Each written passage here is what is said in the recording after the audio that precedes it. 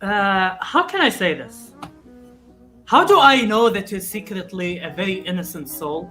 Is when your idea of dark is Tokyo Ghoul. That's how I.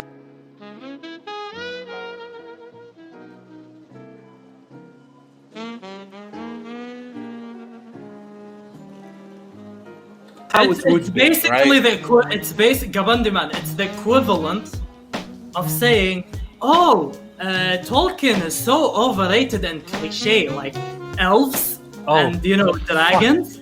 So cliche. Everybody does that. It's like it fucking started with them.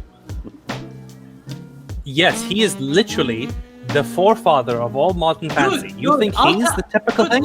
Everyone else is typical of him, but. Aralo, I'll tell you a story or a question since you like role playing. So we know of elves, we know of fairies. Question: what mythology in Europe do orcs come from?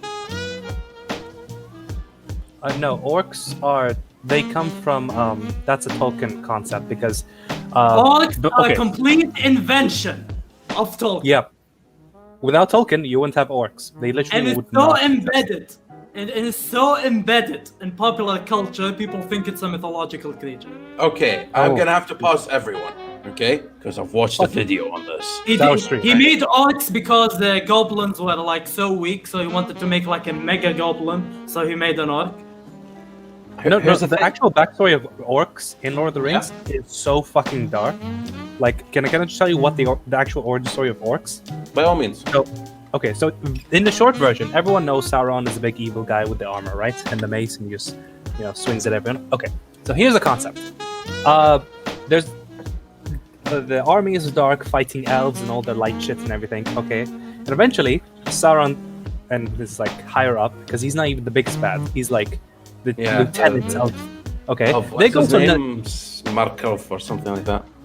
Gorgoroth. But anyway, the main point is they go to a new continent. They're like, hey. Okay, this is pretty nice. Let's claim this shit for ourselves and make a new evil empire. The elves are like, hey, fuck you guys. We were fighting over here. Don't run away. So they chase them over. And the evil guys are like, hey, we need an army. Can you grab a few elves? They capture a few elves. And here's how it gets really dark. They torture them, both body and soul and mind, to such a degree, you could say that they biologically changed and became orcs.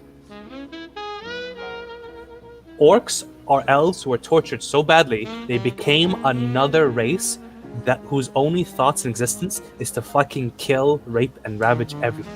That's how badly they were tortured. Okay, Ralo, how can I say this?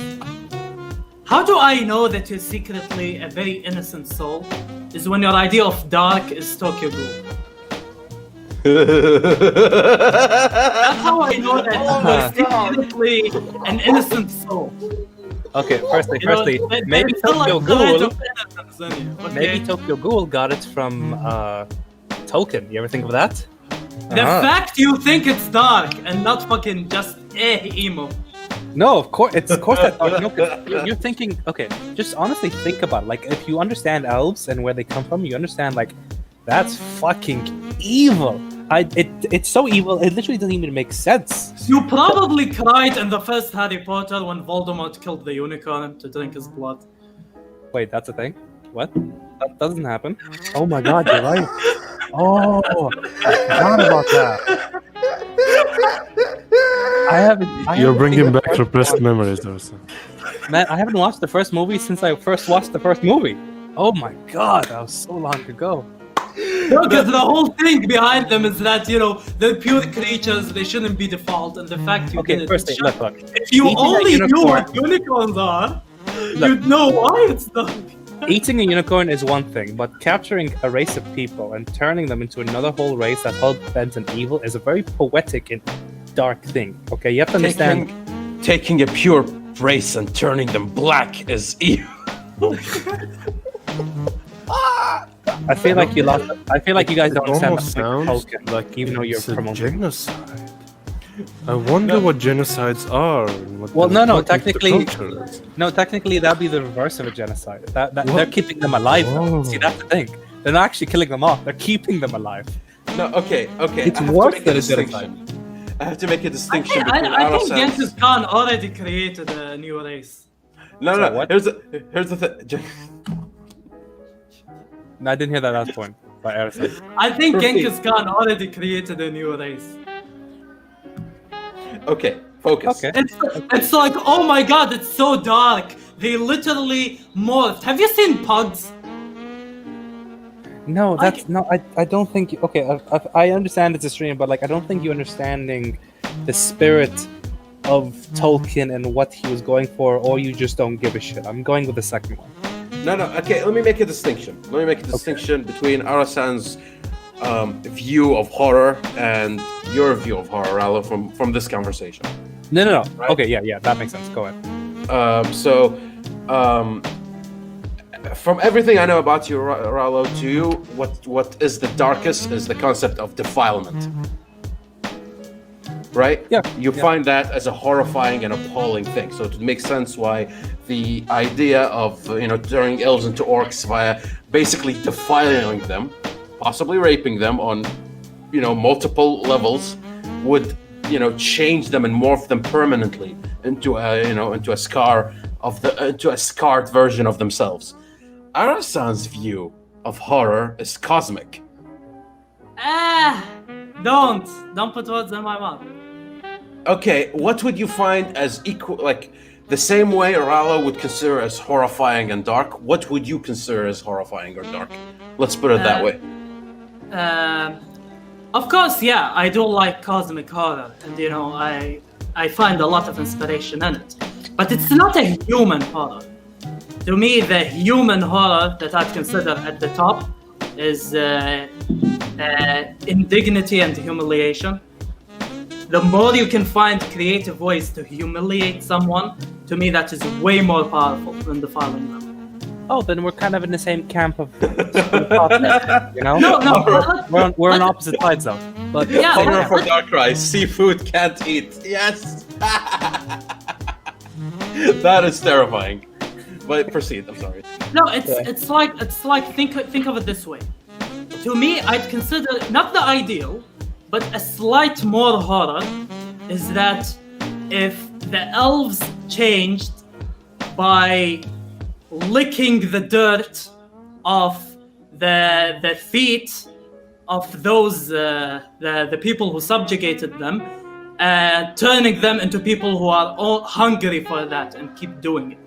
So it needs a hint of humiliation. It needs a hint of I like the Viking. They had style, like basically gather all the men and then rape the women and then pluck their eyes so it's the last thing they ever saw. It needs a hint of humiliation. That's how you break a spirit. Like when you victimize them, when you torture them, it's easy.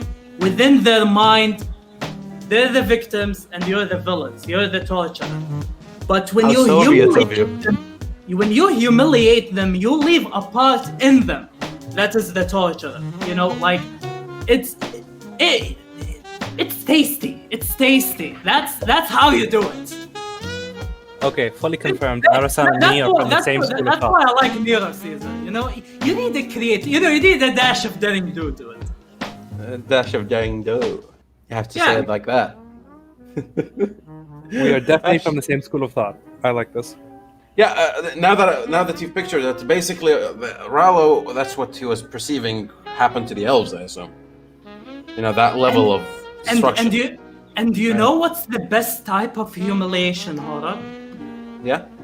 Is when you watch it and half of you is dreading what's happening to the victim and the other half is excited by the thought of being the perpetrator and you hate that you're being excited. That's how you play with people. That's the Jungian shadow in full play. We're going full Jungian on this shit. Make people fear themselves. That's how you do it. Yeah, it's like a lot of people will take a moral high ground. It's like, I never have thoughts of that. But then, why are why are like crime shows and like shows with psychopaths in them like very exciting and people like watching them. It's practically that. Dude, funny enough, watching- I'll give a small example. I'm sorry to interrupt you, but you got me on a topic that I'm excited about. Right. So the Harry Potter fandom, they basically made an analysis of why, like, how people hate Umbridge way more than Voldemort, and how Who's Voldemort. Umbridge, you'll see her in the 5th movie. She's basically The shitty Yeah, little the pink Titan bitch. principal, Yeah. who's a little bitch. Yeah. she was the embodiment of the word count. But people said how like people tried to how can we make Voldemort a more hateable villain? Because right now Umbridge takes that title. How can we make Voldemort do something that is so bad that people would actually, make him more hateable? And the way they did it, like they basically like wrote the entire script of it. It would be at the Battle of Hogwarts, which you already watched, Lillian. Hermione would be there, and she would be confused. And then Voldemort would give it a monologue about how she's a mudblood and how she stole the gift of magic from the magic folk. And then he'd actually do the Obliviate on her and make her forget everything that she learned while she's at Hogwarts, and basically rob her of the only thing that was working for her, which is her intelligence. And she'd be scared and she'd be like a little girl. And he'd rob her of her intelligence, he'd rob her of her wits, he'd rob her of all her magical knowledge. And then, the rest of the movies, a big part of it would be them reconciliating that and trying to slowly make her like try to remember or try to relearn everything, because he can't go back from an oblivion spell. So, or an obliviate spell. So she'll have to relearn everything and rediscover herself. And that is what would make Voldemort a more hateable villain. That is what we lack. That is what that Tolkien story about Orc lacks. Did they do that? I don't remember. What? Did they do that? No. That's fan fiction. Yeah. Yeah, see, J.K. Rowling is a shitty author. The funny thing is, I don't know why, but maybe it's just like fucking years of therapy that I've been going through. But like, Right. I hear that story and I'm like, there was come a time where I'm like, man, I would cry and I'm thinking that's so horrible. But now I'm at a point where I'm like, yeah, that can actually easily be beaten, and that's not. That honestly is literally just a stepping stone that Hermione can cross over. It's so weird. I'm looking at things differently. Like I admit that is still a horrible thing, And if you were aware of it as well and seeing it, and like an out-of-body experience, you would like hate Voldemort with all that you have. But amazingly, you could easily get over that and beat that, and it actually wouldn't be that bad anymore. So it's weird. assumedly, because there's a path back, it's less horrifying. Well, no, not back. You can't go back. From an obliviate But spell. She'll you have to can- relearn. Yeah, like Oh, okay, yeah. so there Can't do is, that. in what you call it? Have you ever seen Fantastic Beasts? You might find them. He did. Yeah, I did. Okay. So I mean, that's a great movie for many discussions about humanity and masculinity and femininity. But anyway, the main point is, so there was the lovable, like, kind of chubby guy who wants to be a baker and kind of falls in love with the Chick, the cool. wizard. Yeah, the chick. Yeah, okay. And then he gets obliviated and he loses all memory of everything. But then later on, they meet again. Wizardess, I don't know what they're called, which is the witch girl, okay, meets him again at his bakery shop, and then I think I read on somewhere that like they later got married and moved to England, where like Muggle wizard relationships aren't that frowned upon. So like, and they were in love before they had just met. So that's a great example to show like even fucking Lord Voldemort could erase your memory, take No. everything off, and you No, wait, no. a few corrections. No. Here's the thing. Let me make a point, okay? Hmm. Even with all that, you still can make it through and have an amazing life. And my main point is, Voldemort will never be as evil as Umbridge. Fuck that bitch. One of the most evilest concepts J.K. Rowling will ever make is that bitch. While is it true? While I fully sympathize with your anti-Umbridge sentiments, and I do share, However, I do have to correct a few things. The way J.K. Rowling worked around the whole Jacob Kowalski thing. First of all, it wasn't an obliviate spell. Otherwise, he wouldn't have came back from it. It was a venom from some jellyfish that basically they made it rain down on the city.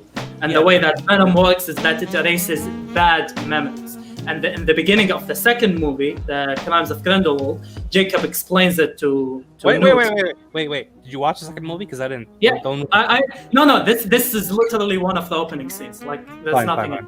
But he explains to him that, the venom actually only erases bad memories. Turns out I didn't have any bad memories about the magical experience. I was actually happy in it, so it didn't erase that. So, woo, Deus Ex Machina. Also Gavandi Man saying, I don't get it, what is the humiliation cosmic horror? No, I didn't say that it's humiliation cosmic horror, although H.P. Lovecraft would disagree. He'd say it's the humiliation of realizing that humanity is insignificant, but that's not the point.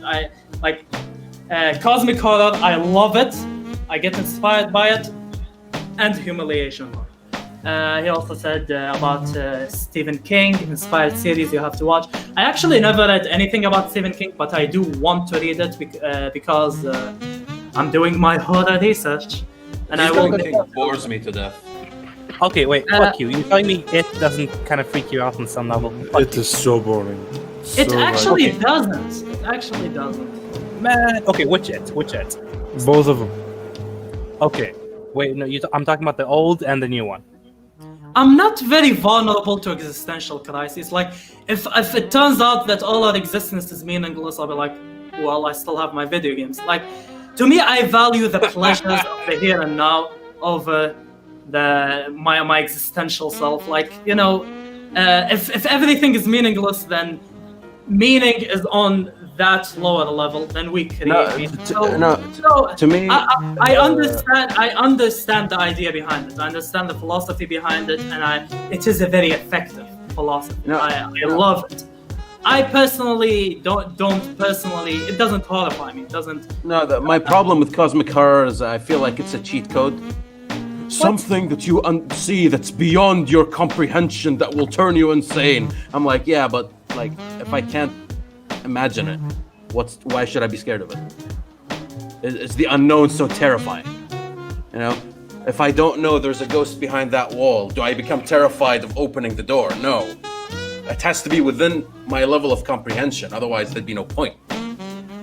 Again, when we mentioned the idea of defilement and how that's spooky, well, that's something I can imagine. That's something I can relate to. Therefore, it terrifies me because that's an experience I want to avoid.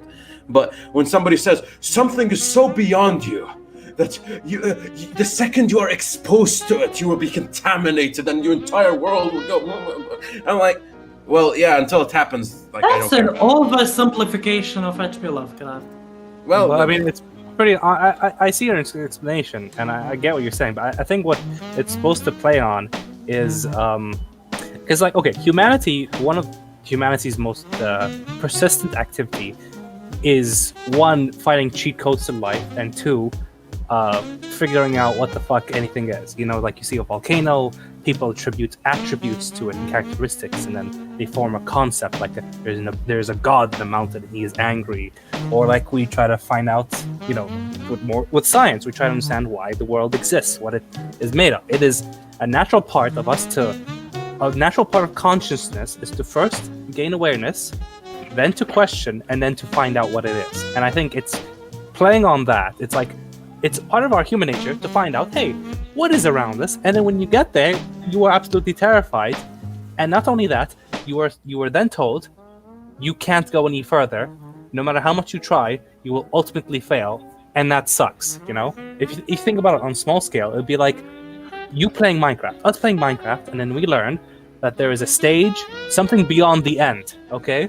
A new world in the end, and we can't go there. Why? Because we suck.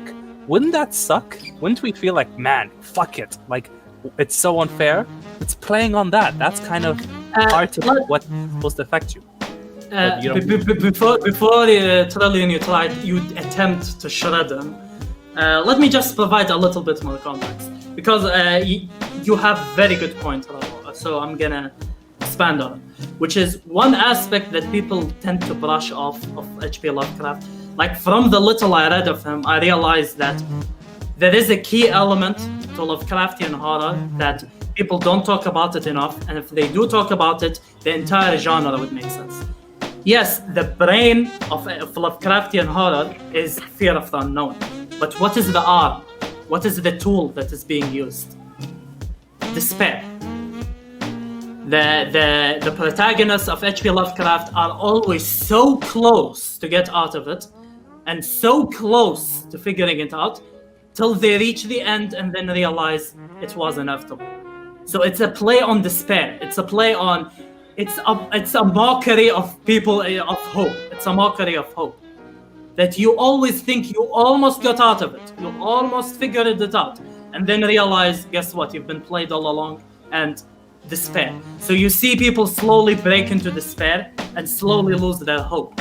So the fear is seeing the process of shredding the hope off of people. People, Lovecraftian, like, to me, Lovecraft would have done so much better if he stopped saying the word madness so much and said the word despair.